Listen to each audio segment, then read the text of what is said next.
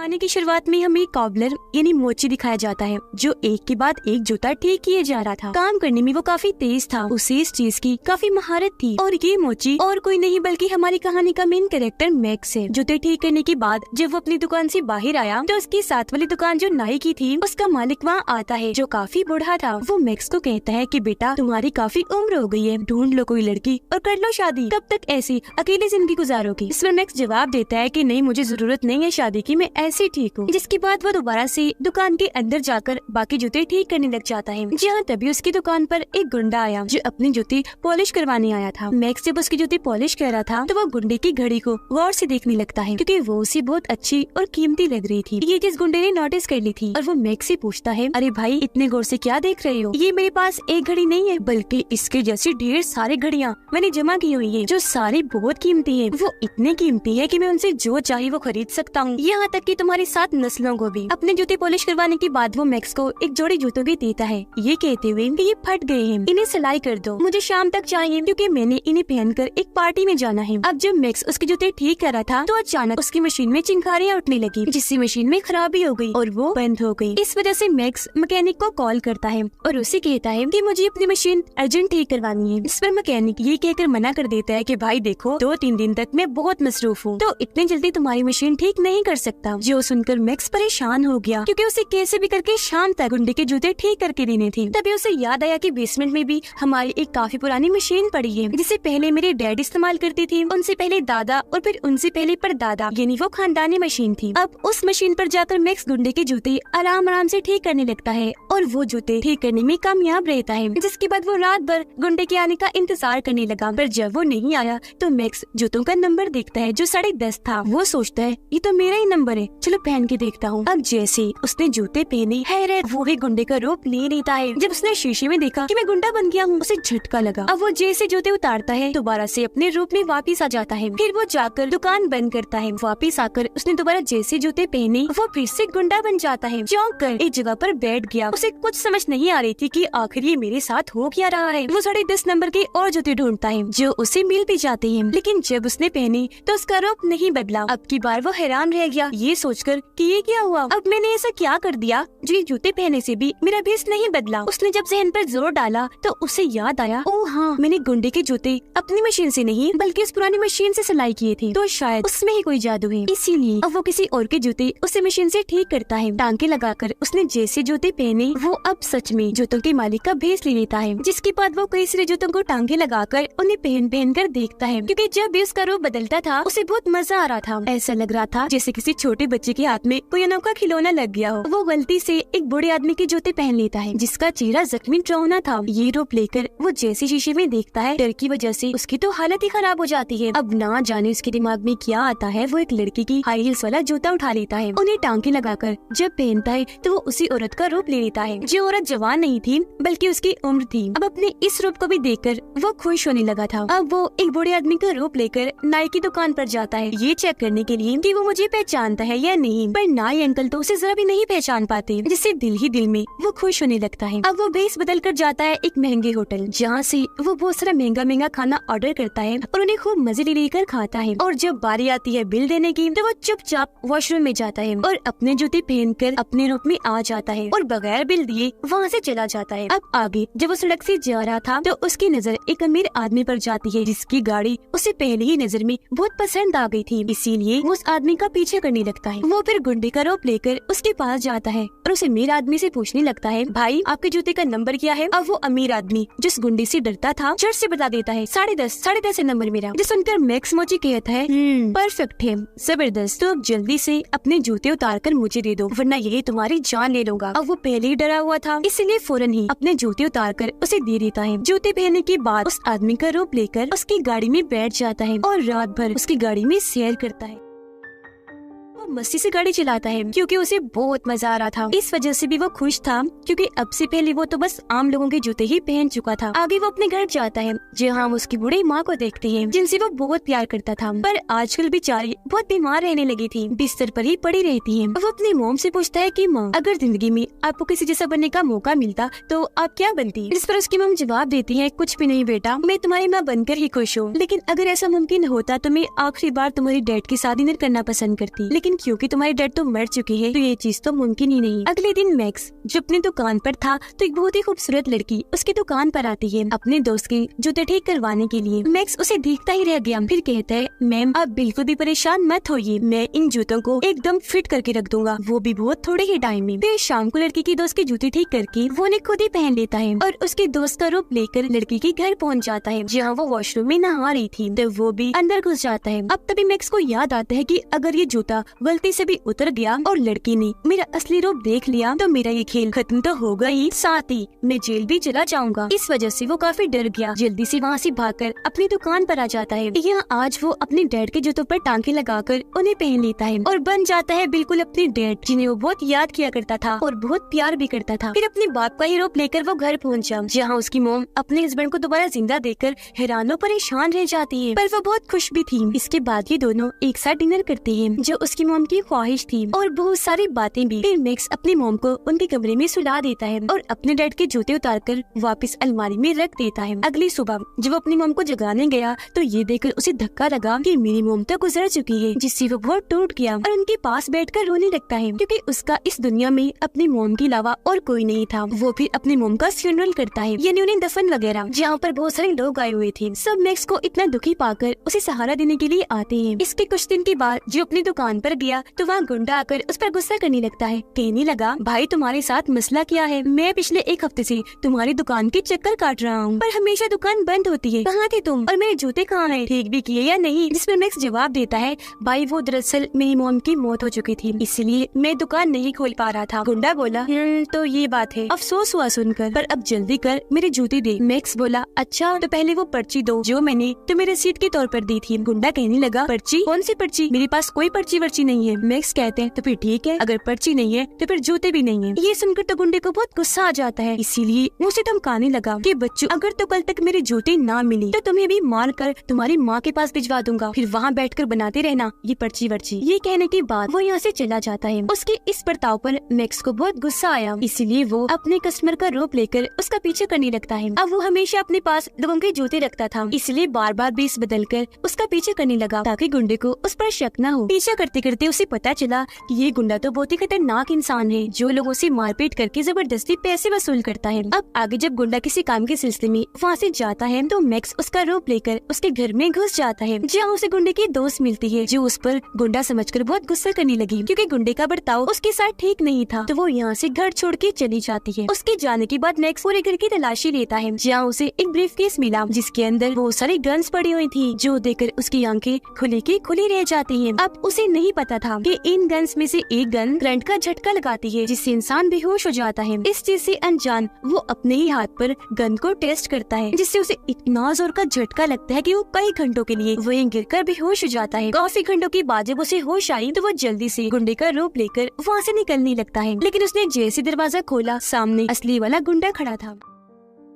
अब अपने बहरूपिये को अपने ही घर में पाकर उसे बहुत बुरा लगा। उसे हैरत तो हुई लेकिन वो उस पर झपट पड़ता है, उसे बहुत सारे मुक्के मारता है और जान से मारने की कोशिश करता है, पर उससे पहले ही मैक्स झटकी वाली गन से उस पर शूट करता है। गुंडे को भी जोरदार झटका लगा जिससे वो वहीं गिरकर बेहोश हो जाता है। इस चीज का फायदा उठाकर मैक्स जल्दी से उसे रस्सियों की मदद से बांध देता है। आगे जब गुंडे को होश आई तो वो अपने सामने एक बच्चे को पाता है जो जाहिर है और कोई नहीं बल्कि मैक्स ही था। वो गुंडे से कहता है कि देखो भाई मैं तुम्हें कोई नुकसान नहीं पहुँचाऊंगा, तो मुझे बस इतना बता दो कि वो तुम्हारी महंगी महंगी घड़ियां कहाँ रखी है। इस पर गुंडा हंसने लगा ये कहते हुए कि मैं तो नहीं बताऊंगा और हाँ बस मुझे यहाँ से निकलने दे, फिर देखना मैं तुम्हें जान से मार डालूंगा। मैक्स हंसते हुए बोलता है पागल हो क्या, तुम रस्सियों में बंधे हुए हो, मुझे मारने के लिए तुम्हें पहले इन रस्सियों से आजाद होना पड़ेगा। जिसके बाद वो उसी औरत का रूप लेकर दोबारा से गुंडे के पास आया और उसे धमकाने लगता है कि जल्दी बता दो वो घड़ियां कहाँ रखी है वरना मैं तुम्हारा वो हाल करूंगा कि तुम याद रखोगे। इस धमकी से गुंडा थोड़ा घबरा गया, इसीलिए उसे घड़ियों का पता बता देता है कि वो कहाँ है। घड़ियां लेने के बाद मैक्स वहाँ से जाने ही वाला था कि तभी वो दरवाजे के सुराग से देखता है कि बाहर भी तो लड़के खड़े हैं जो गुंडे ही लग रहे हैं। इसीलिए वो वापस गुंडे के पास आकर पूछता है ये दोनों कौन है। इस पर गुंडा जवाब देता है कि ये दोनों मेरे ही लड़के हैं जो मेरे एक इशारे पर किसी को भी कहीं भी मार सकते हैं। इस पर गुस्से में मैक्स उससे पूछता है कि बकवास बंद करो, अपनी तारीफें करना बंद करो, बताओ कि ये यहाँ क्या करने आई है। गुंडा जवाब देता है वो दरअसल हमें किसी को मारने का कॉन्ट्रैक्ट मिला है तो उसके एडवांस पैसे लेने हमने जाना है, तो ये लोग बस मुझे लेने ही आए हैं। हैरान होते हुए मैक्स पूछता है, पैसे? कितने एडवांस पैसे? गुंडे ने जवाब दिया, $50,000। अब इतने सारे पैसों का सुनकर मैक्स तो खुशी से झूम उठता है। उसकी तो जैसे लॉटरी ही लग गई थी, क्योंकि इतनी बड़ी रकम उसने आज से पहले कभी देखी भी नहीं थी। इसीलिए वो झटकी वाली गन से दोबारा से गुंडे को बेहोश करता है और उसका रोप लेकर उन लोगों के साथ चला जाता है। एडवांस पैसे लेने के लिए वो उसे इस शहर की सबसे अमीर शख्स के घर ले जाते हैं, जहाँ उसकी मुलाकात एक औरत से होती है जिसका नाम ग्रीन बेल्ट था। वो उसे $50,000 देकर कहती है, ये लो एडवांस पेमेंट, बाकी काम होने के बाद अगर कोई गड़बड़ ना हुई तो। ये पैसे लेने के बाद वो औरत का रोप लेकर दोबारा से गुंडे के घर जाता है घड़ियां लेने के लिए। पर जब वो घर आया तब तक गुंडा खुद को रस्सियों से छुड़वा लेता है। अब इसने जैसे दरवाजा खोला वो इस पर गन तान के खड़ा हो जाता है, फिर इस पर झपट कर जमीन पर गिराकर मारने की कोशिश करने लगता है। इस दौरान मैक्स खुद को बचाने के लिए बार बार अपने पैर जमीन पर पटक रहा था, जिससे उसका एक जूता निकल गया और बस ऐसा होते ही वो अपने असली रूप में आ जाता है। इसे देखकर गुंडा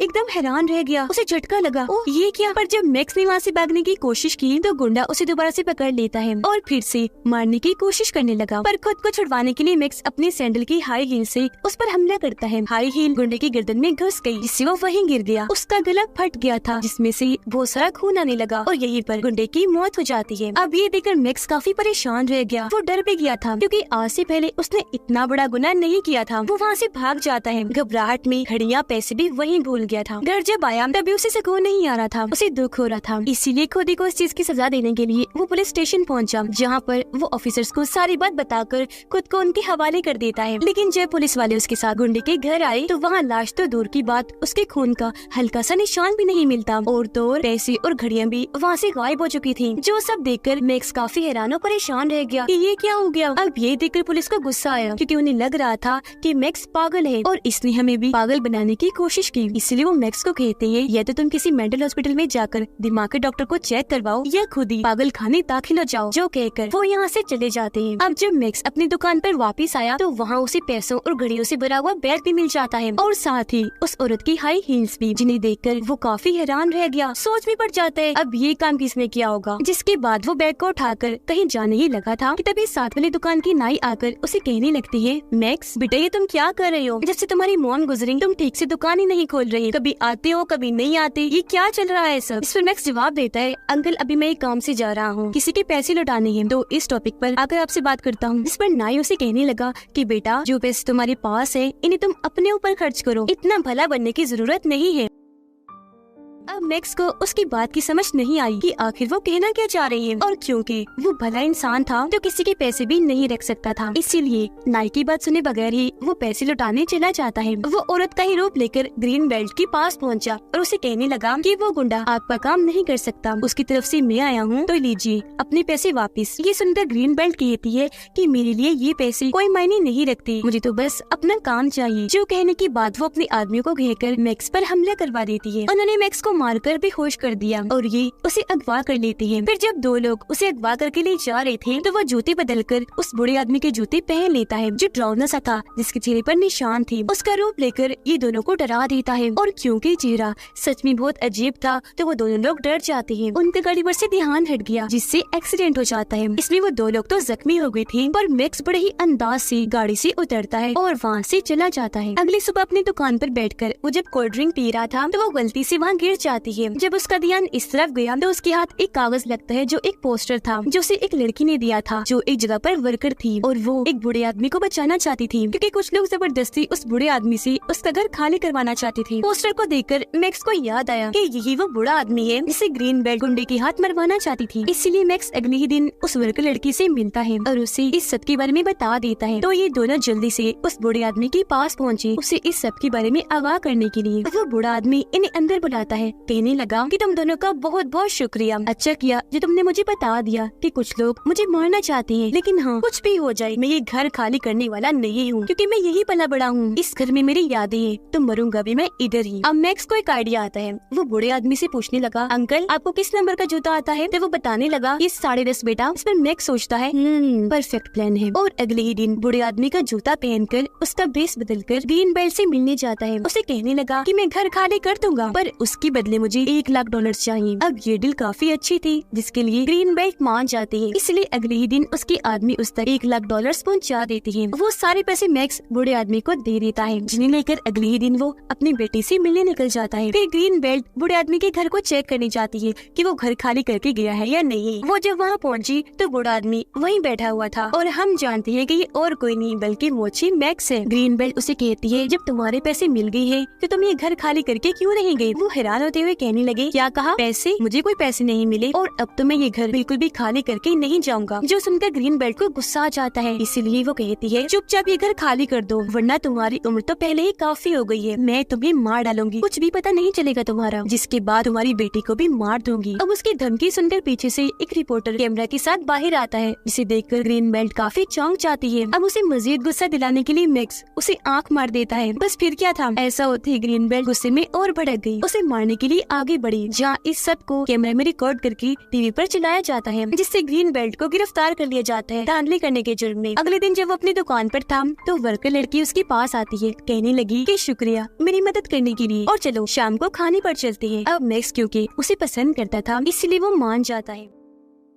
अब गुंडे की दोस्त नाराज थी तो उसे मनाने के लिए वो गुंडे का रूप लेकर उसके दोस्त के घर गया और उसे वो महंगी घड़ियां गिफ्ट के तौर पर देता है ताकि वो मान जाए। ये करके जब वो वापिस आ रहा था तो कुछ लोग उसे असली वाला गुंडा समझकर अगवा कर लेते हैं और अपने साथ कहीं ले जा रहे थे, पर तभी उनकी गाड़ी का एक्सीडेंट हो गया, जिसमें मैक्स भी बेहोश हो जाता है। और जब उसकी आँख खुलती है तो वो खुद को नाई अंकल की दुकान पर पाता है, जो उसे एक ताकतवर चीज मुरब्बा देते हुए कहते हैं कि बेटा ये खा लो, थोड़ा सा खा लो बेशक। इस पर मैक्स कहता है, नहीं अंकल मुझे नहीं खाना, मुझे पसंद नहीं है। नाई कहता है, बेटा जिद ना करो, थोड़ा सा ही खा लो, क्योंकि जिस तरह तुम बार बार एक जिस्म से दूसरे जिस्म में जा रहे हो ना, ये तुम्हारी जान के लिए खतरा है, तब ये मुरब्बा ही तुम्हारे काम आ सकता है। ये सुनकर मैक्स काफी हैरान रह गया, उसे पूछता है, क्या मतलब है आपका? आपको कैसे पता कि मैं एक जिस्म से दूसरे में जाता हूँ? इस पर वो कहने लगा, तुम्हें क्या लगता है बेटा, मैं सिर्फ नाई हूँ और यहाँ बस लोगों के बाल बनाता हूँ? नहीं, मैं भी एक मोची ही हूँ और तुम्हारे जैसे काम करता हूँ। ये कहकर वो जूते उतारते हैं और वापिस अपने असली रूप में आ जाते हैं, जो और कोई नहीं बल्कि मैक्स की डैड थी, जिन्हें देखकर मैक्स को अपनी आंखों पर यकीन नहीं आता। वो चौंक जाता है क्योंकि उसकी डैड जिंदा थी, जो सालों से नाई का रूप लेकर मैक्स की साथ वाली दुकान पर काम करते थे। इन्होंने ही गुंडे की लाश को वहाँ से गायब किया और पैसों घड़ियों से भरा हुआ बैग मैक्स की दुकान पर लाकर रख दिया ताकि उनके बेटे पर कोई मुसीबत न आए और वो इन पैसों घड़ियों से अमीर बन जाए। जब भी तो नाई के रूप में उन्होंने कहा था कि तुम इन पैसों को अपने लिए खर्च करो। अपने डैड को जिंदा पाकर वो बहुत खुश हो गया और फौरन उनके गले से लग जाता है, पर थोड़ी ही देर के बाद उसे उन पर गुस्सा भी आने लगा, इसीलिए वो पूछ लेता है, क्या आपको कभी मेरी या मॉम की याद नहीं आई? जिस पर वो कहते हैं कि आती थी, हर पल आती थी, पर मैं तुमसे तो मिल लेता था, तुम्हारी मॉम से नहीं मिल सकता था, क्योंकि मैंने जो बुरे काम किए उस वजह से कुछ लोग मेरे पीछे पड़े हुए थे। अब मैक्स उनसे पूछता है, अच्छा डैड बताइए वो जादुई मशीन हमारे पास कहाँ से आई? इस पर वो जवाब देते हैं कि वो एक महान आदमी ने तुम्हारे परदादा को दी थी, जो फरिश्ता बनकर हमारी जिंदगी में आया। तुम्हारे परदादा ने उसकी जान बचाई थी तो उसने उन्हें ये मशीन दी, जिसने हमारी जिंदगी ही बदल के रख दी। ये बताने के बाद वो उसे अपने खानदान की विरासत दिखाते हैं। जब वो उसे एक जगह पर लेकर गए तो जहाँ जहाँ नजर जा रही थी वहाँ ही जूते पड़े थे, जो आम जूते तो बिल्कुल भी नहीं थे, क्योंकि ये उसके परदादा से लेकर आज तक जितने भी बड़े बड़े अमीर मशहूर लोग थे उनके थे। तो अब आप अंदाजा लगा लें कि ये कितने कीमती जूते थे। अब मैक्स कहते हैं, चलें डैड घर चलते हैं। इस पर उसके डैड कहते हैं, चलो बेटा, लेकिन सामने वाले दरवाजे से नहीं, पिछले से। जो कहकर उसे पीछे के रास्ते से गिराज में लेकर जाते हैं, जहाँ पर काले रंग की बहुत ही महंगी